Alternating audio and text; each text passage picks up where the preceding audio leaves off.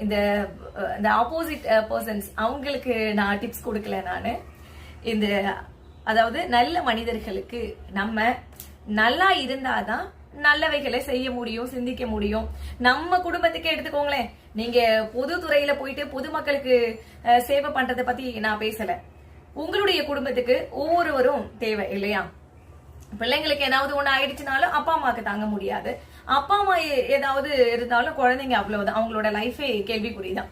ஆக நம்ம ஒவ்வொருவருடைய ஆரோக்கியம் ரொம்ப முக்கியம். இதுல வந்துட்டு அவங்கதான் ரொம்ப இம்பார்ட்டன்ட், இவங்க தான் அப்படின்றது கிடையாது. ஒவ்வொரு உயிருமே கடவுள் கொடுத்த இந்த உயிர் வந்து நமக்கு மிக முக்கியமானது. அந்த உயிர் இல்லைன்னா ஒண்ணுமே பண்ண முடியாது. எல்லா கனவும் ஜீரோ க்ளோஸ் இல்லையா? ஆக இந்த உடம்ப உயிர் இருந்தாதான் நல்லா வச்சுக்க முடியும்.